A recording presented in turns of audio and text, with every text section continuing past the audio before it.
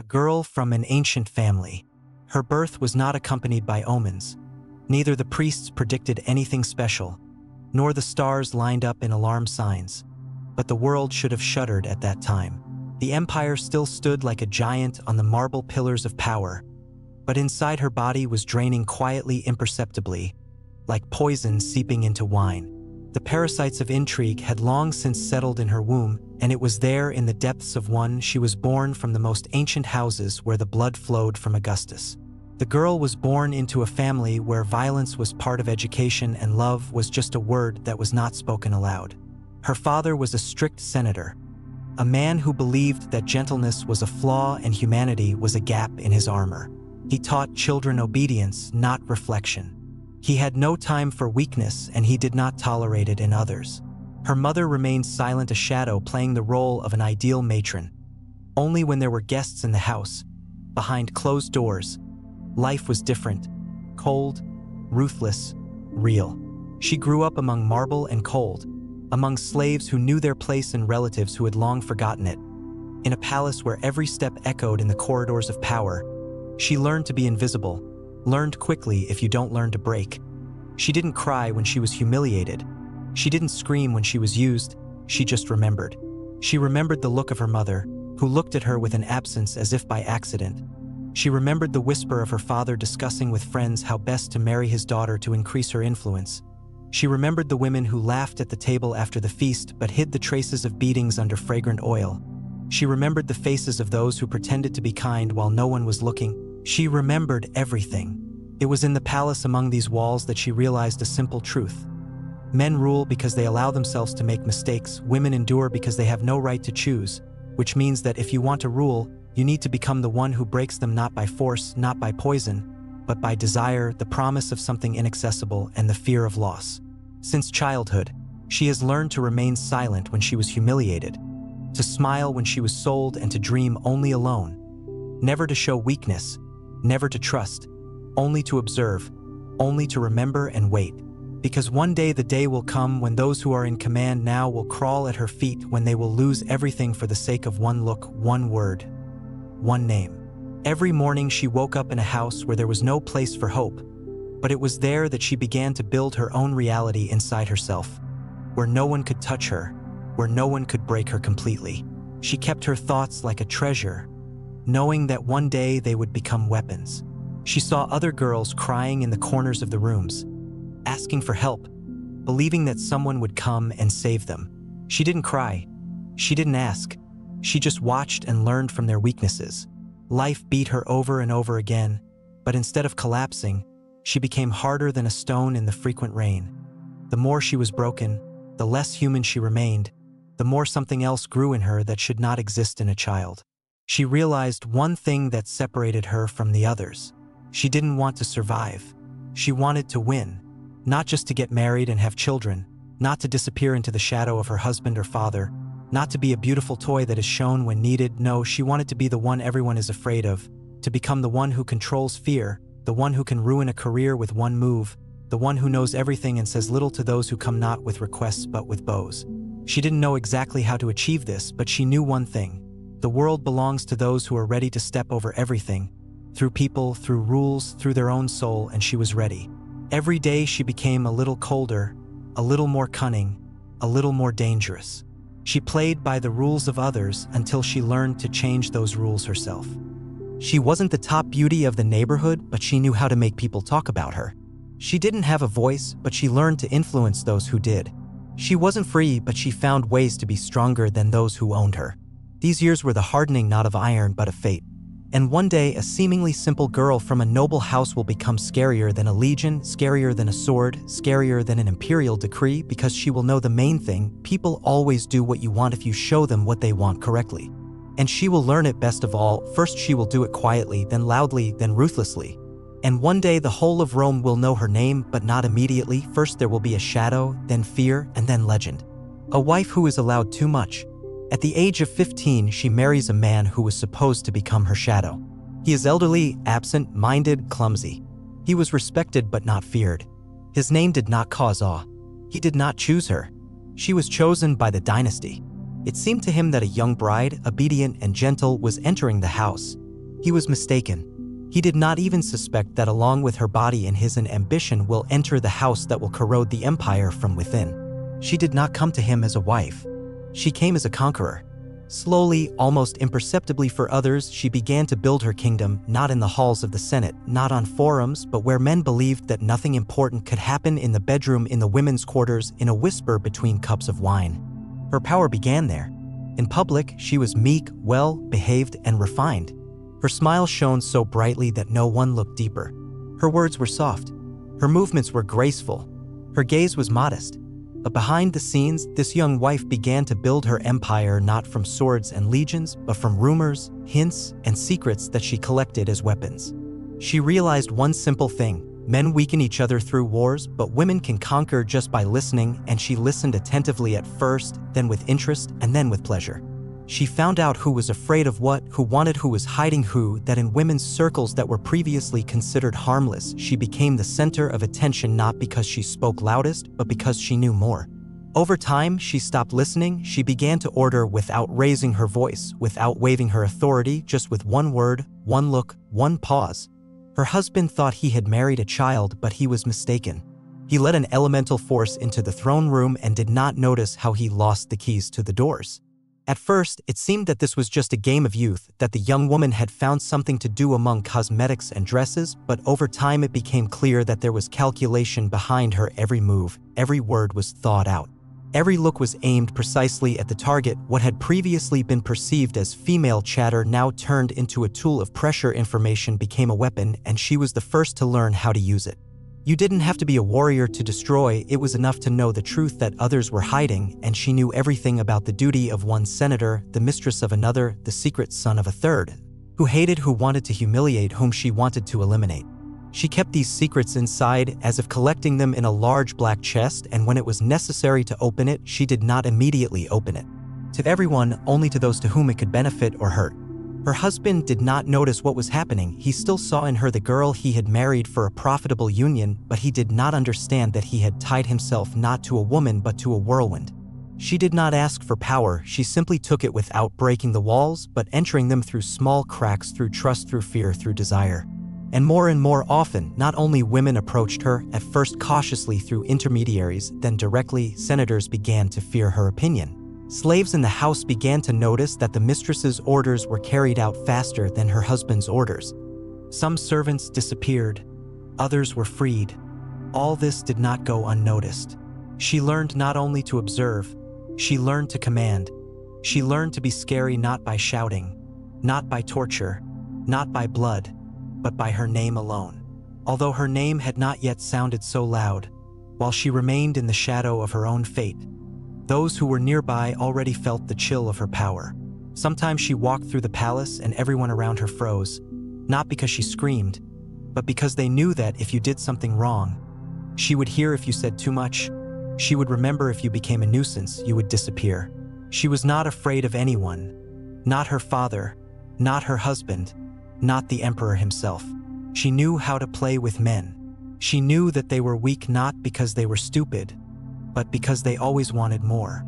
And she knew how to give them what they wanted. Love was easy. Power could be arranged. Security could be provided.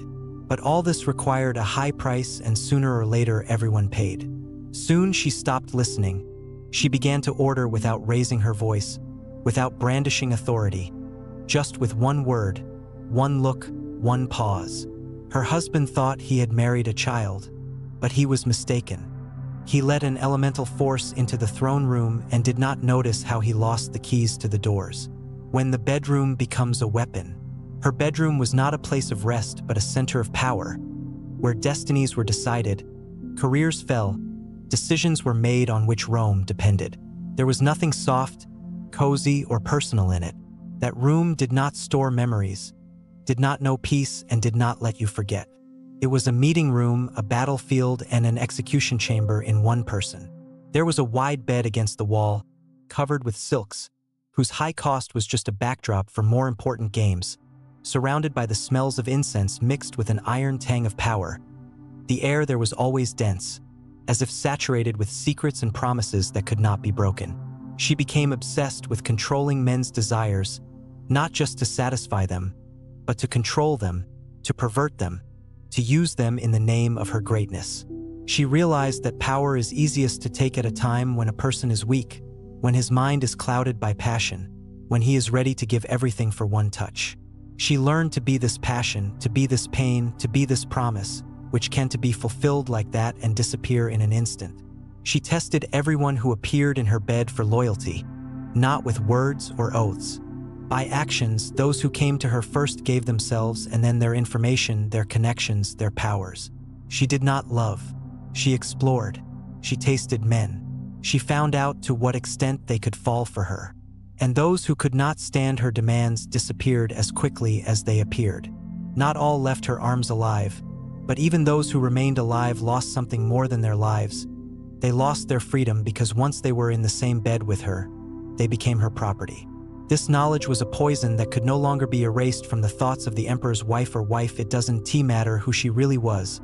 It's enough that you were lying next to her and allowed yourself this thought. This weakness already made you her vassal. She created a secret circle of women who served her and passed on information. They were everywhere, in the houses of senators, among slaves, in temples, and even in the palace itself. Each of them had a price, but each knew one thing. If you serve her, you gain more than you could lose if you betray her. So there was a network of spies and helpful ears of a woman who not only listened but also understood exactly what needed to be heard in order to stay alive and benefit. Her eyes were everywhere. Her ears heard everything. No one said a word without thinking twice. No one made a deal without being sure that she won't know about it. The whole city began to live in fear and trepidation because no one knew where the usual gossip ended and her game began. But the scariest thing was something else. She never acted directly. Her influence was as invisible as air, but just as necessary and dangerous. She became something Rome did not yet know, a woman who could not be punished. Her husband was weak-willed.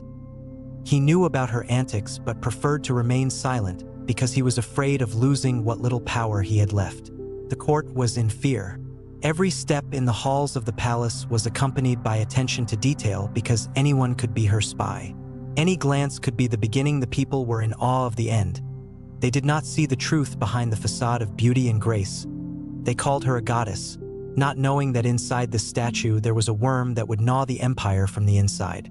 And only she herself knew the truth. It was only the beginning, that her true goal was not just power, not just control over a few influential people or the opportunity to whisper a word in the right ear. Her goal was Rome as a whole, not as a possession, not as a birthplace, and not even as the capital of the empire. Rome was her goal as a conquered land that should fall to her feet. She wanted this more than air, more than life, more than any man who had ever entered her bedroom. She wanted everyone in the city to know her name, so that every senator would tremble at the sight of her, so that legionnaires would march not after the emperor, but after her, so that children in schools would repeat her name not as a woman's name, but as the name of the force. She didn't just want to be a part of history. She wanted to become history. And for that, she wasn't afraid to play dirty.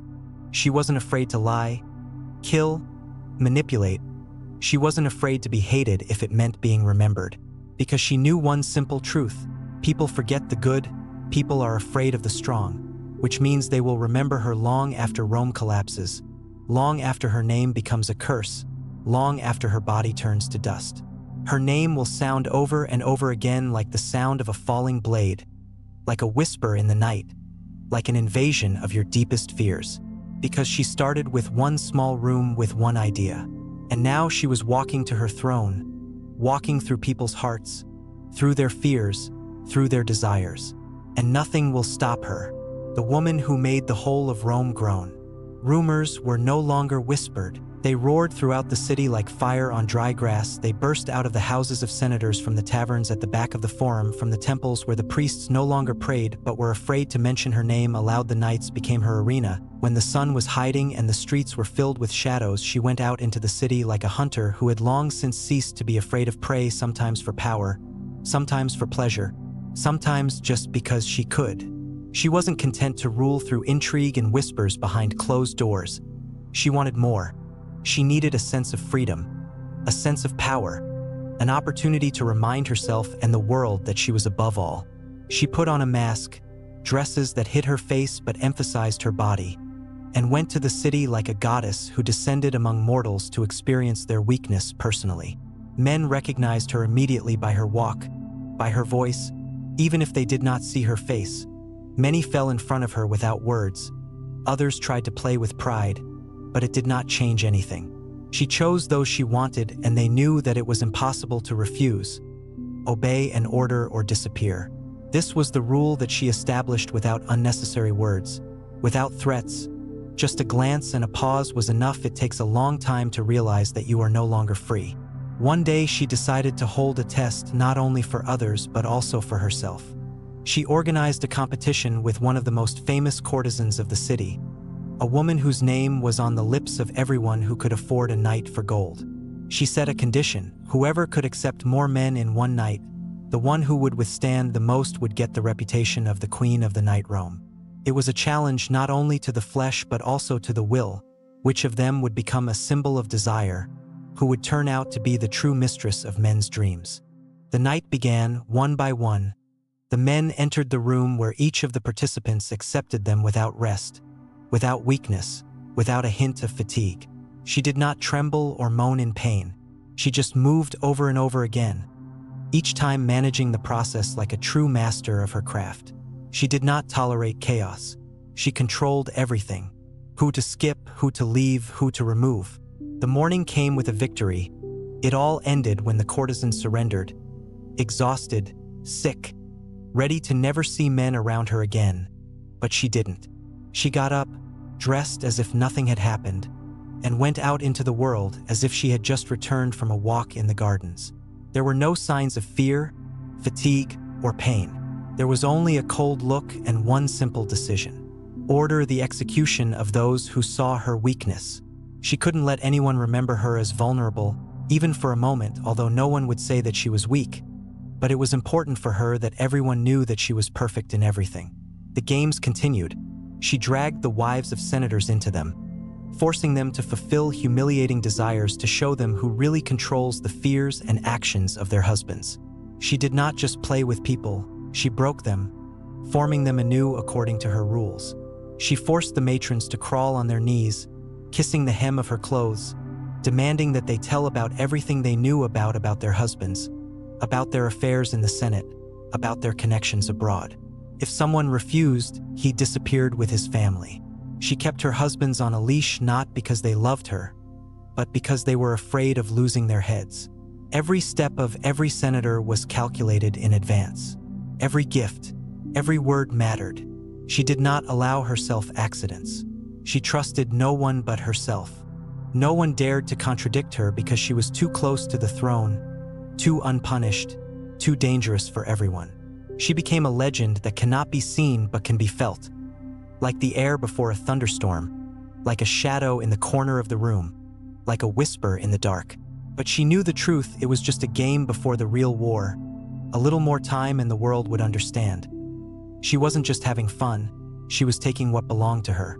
Valeria Messalina, the wedding for which they will be executed. The name that used to sound like a whisper now thundered like a sentence. Valeria Messalina, the same girl from an ancient family, the same wife of the emperor who was raised in marble and the blood of intrigue, who learned to remain silent when she was humiliated, to smile when she was sold, and to dream only alone. Now she not only possessed fear, she was this fear. While Claudius, her lawful husband, was away, she arranged a real wedding, not one of those that took place in the secret chambers of the palace where marriages were concluded for profit and broken for a new union. This wedding was different. It was an act of war. It was a challenge to the Senate, the legions of the empire itself. Her favorite became her husband. The handsome young guy Silius was not some random lover, not an empty body that could be enjoyed at night and forgotten in the morning. No, he was strong, he was ambitious, he knew the value of his position and used it. He did not ask, he received, he did not beg, he commanded. It was these men who attracted her the most. The wedding was not a secret. It did not take place in the dark under the cover of night. It was magnificent, loud, with wreaths, feasting and witnesses, with music and wine, with an orchestra and singing choir. In Rome, they didn't just talk about her. They whispered with awe and fear because they saw in this a step towards madness. Who would dare to marry the emperor's wife? Who would dare such a challenge? And most importantly, who would survive after it? But Messalina did not think about the consequences. She considered herself above them. She was a goddess in her own understanding of the world. She was not afraid of death, judgment, or Claudius himself, because she knew one thing: power belongs to those who believe in their invincibility, and she believed from the moment she first broke a man with her gaze. On the day Rome drank to the health of the newlyweds, the city fell silent with horror. Drunken voices quieted as the truth dawned on people. What they took to be another gossip turned out to be reality. The emperor's wife officially married another man in public, and without fear. It was not just a scandal, it was a blow to the entire system. It was a declaration of war, not with words, but with an engagement ring. Even her enemies knew that such things were not forgiven, such things were not forgotten, and such things were punished with blood. And yet Messalina stood among the guests with a smile on her lips and a flame in her eyes. She knew that she had done the impossible, and it was at this moment that she became more dangerous than ever before, because she crossed the line beyond which there was no turning back. She didn't just want power, she wanted to show that she could do anything, that rules were made for others, that an emperor wasn't needed to be a queen, that she could take someone else's and make them her own. But she was wrong. Claudius returned faster than anyone expected. Rumors reached his ears before the dust had settled on the roads. He heard not just a story about a wife who was cheating on him, he heard about a coup plot about a woman who wanted his throne. He did not hesitate, he did not want a trial, he ordered the execution of both of them. And that was when Messalina felt fear for the first time, not of death, but of losing power. She was not afraid to die, she was afraid to remain nobody. She was afraid that her name would be erased, that her power would be forgotten, that her story would only be a warning. When the soldiers came for her, she took the dagger but couldn't stab herself. Her hand was shaking. Her breathing was labored. His name was no longer in her eyes. She wanted to say something, but the words froze on her tongue. She wanted to run, but her legs wouldn't work. She wanted to take back the time, but it was already gone. And when the executioners did what she did not dare to do herself, the whole of Rome heard the last chord of her life. Imperial lies, feminine audacity, and the all-destroying power of power that first makes you a god and then tears you apart. This is how the story of Valeria Messalina ended, not as a woman, but as a phenomenon, as a symbol, as a legend. Her name became a household name, her name was whispered in fear, her name went down in history, and even those who wanted to forget her remembered forever. But even after her death, her shadow did not disappear, the rumors did not stop. They only intensified. The weak began to repeat her path. Other women tried to become her. The continuation of the story did not end with her. It began anew in every whisper, in every intrigue, in every look that spoke. I can rule too. When fear comes to the predator's own bedroom, Claudius found out, and for the first time in all these years, he became angry not as an emperor or as a man, but as a man who had been shown his own weakness. He realized that he had been turned into a buffoon, into a toy that was used while she thought she had power. In fact, she was just a shadow that had stood for too long under the light of someone else's throne. His blindness did not come from words, the witnesses did not come from the accusations of the senators, but from one simple realization: her love was a fake power, a false life, a mockery of him. He ordered her to act quickly, without trial, without words, without a public scandal. He did not want to announce his humiliation. He wanted to destroy her so quietly that even her spirit could not return to this world. The soldiers left the barracks like shadows on a command that was not spoken aloud. They knew who to go to, they knew what to do, and they knew that if she tried, whether they run or beg for mercy, they still have to follow orders. When the soldiers came for Messalina, she still hoped for forgiveness. She did not expect it so quickly. She believed that she had time, that Claudius would again prefer silence instead of revenge, that he would lose control again and allow her to regain the advantage. But now his eyes were open and there was no more fear of her, no more desire, there was no more blindness to please. She did not run into the dark corridors of the palace where she used to feel like a mistress, but into the gardens where she had once played as a child, where no one saw her, where she learned to be invisible. But now this place became the last refuge. The leaves of the trees rustled as if they repeated her name. The grass was cold under her bare feet, but not a single tree protected her. Not a single the stone did not provide shelter. She begged. She begged. She didn't scream. She didn't cry. She didn't fall to her knees like other women did in front of her. She tried to play with strength, She tried to remind him who she was. She tried to use the voice that used to drive men crazy. But now it didn't tremble, it didn't break, it didn't arouse desire. It was just a sound that disappeared into the night air. And then she grabbed a dagger that she found among the clothes in her chambers. She wanted to leave beautifully. She wanted to die like a queen, not as a victim, like a woman who controlled her fate to the very end. But her hand was shaking. She was taught to manipulate, deceive, kill with a look and a word, but not to die, not to accept the end as something inevitable. The executioner did something she did not dare to do. Struck so quickly that even the pain did not have time to become a part of her memories, and Valeria Messalina's life ended. Her death was neither heroic nor beautiful. She was pathetic.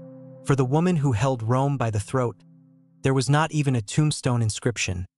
There was no ceremony. There were no mourners. There were no wires to the afterlife. There was only silence and fear, because even after her death, her name continued to live on in every movement of every look of every woman who looked at a man and thought, I can do it too. A name that has become a curse. After that, they tried to erase every mention of her from the mosaics, cut the scrolls, erase her from the chronicles. They wanted to destroy her image, her name, her memory, as if no one else said it out loud, she would disappear completely. But the more they forgot, the stronger the legend lived, the louder her name sounded in the whispers of those who still remembered how Rome trembled at the look of this woman. She didn't just live, she left a mark that couldn't be erased. Not a stone or an inscription, but fear, pure, genuine fear. Valeria Messalina is not a name, it's a warning. For those who believed in their inviolability too early, for those who decided that the fear of others made you strong, for those who believed that power could be taken through bed and control over men's desires, as if they really could control what was beyond their control. For women who dream of ruling an empire through passion and think they can use the weakness of others to become stronger themselves, not realizing that in the end they will become just a toy in someone else's hands just like her. For men who think they can tame fire, that they can own a woman who has made herself a goddess, that they can control someone who has long learned to be above them. She did not become a symbol of power, she became a symbol of fall. Not because she was weak, but because she had soared too high and couldn't accept that even the gods were falling. She is not praised, she is not remembered with love, she was not glorified in temples. A statue was not erected among the great. She did not go down in history as a ruler or a heroine. She entered it like a shadow under the throne, like the smell of decay in the air of the golden halls of the palace. They haven't forgotten her, they're afraid of her.